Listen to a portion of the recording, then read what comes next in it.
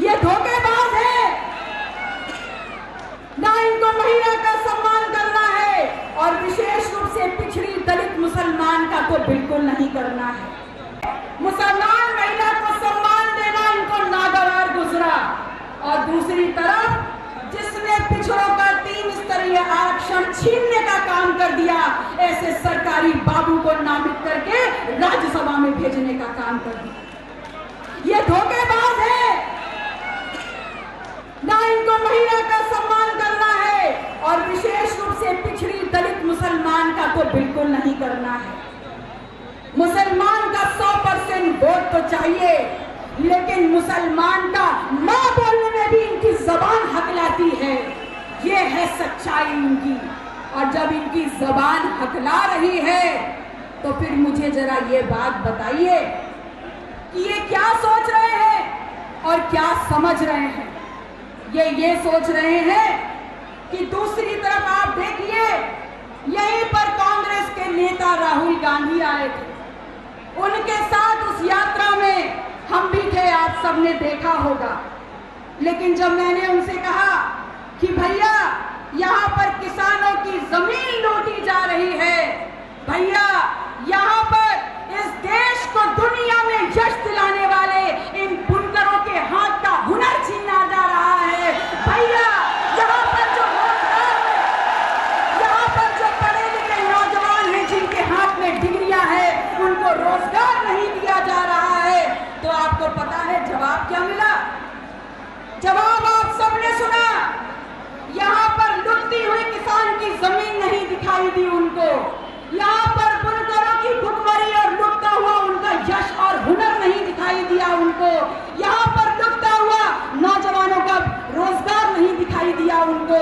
अगर राहुल भैया को कुछ दिखाई दिया तो उनको चंद मुट्ठी भर लोग शराब पीने के बाद हिलते डुलते सड़कों पे नजर आ रहे। ये है असलियत। और उनको राजनीतिक अहमियत रखने वाला दिखा।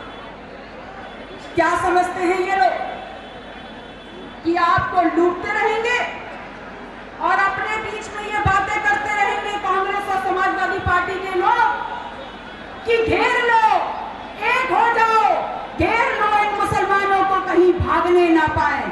क्या समझ रखा है? ये मुसलमान मुर्गी है क्या कि पकड़ लोगे, काट लोगे और पका के खा जाओगे? ये है उनकी असलियत। और मैं आपसे कहने आई हूं कि मंच पर बैठे हैं असद भाई, इनको मैंने बहुत बार कहते सुना है कि भारतीय जनता पार्टी को जिताने वाले यही विपक्षी का चेहरा ओढ़ने वाले लोग हैं।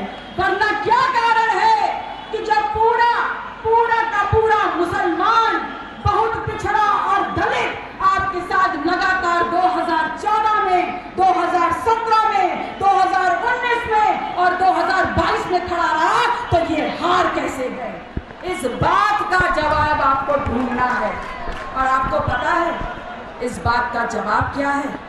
इस बात का जवाब इतिहास के पन्नों में दबा हुआ है। इतिहास की एक बहुत मशहूर घटना, बहुत मशहूर युद्ध है, शायद आप में से बहुत से लोगों ने सुना हो, प्लासी का युद्ध। वो युद्ध जहां पर नवाब सिराजुद्दौला, जिनके पास 18,000 की पराक्रमी सैनिकों की सेना थी, वो लड़ाई लड़े बिना ही 350 सैनिकों की सेना रखने वाले ईस्ट इंडिया कंपनी से हार गए। पता है क्यों? ऐसा नहीं था कि ईस्ट इंडिया कंपनी के वो 350 जो सैनिक थे बड़े काबिल थे, पराक्रमी थे। असलियत तो ये थी कि नवाब सिराजुद्दौला का एक एक सैनिक 100 पे भारी था। लेकिन उसके बावजूद नवाब सिराजुद्दौला हारे। 18,000 सैनिकों की सेना हारी। पता है क्यों?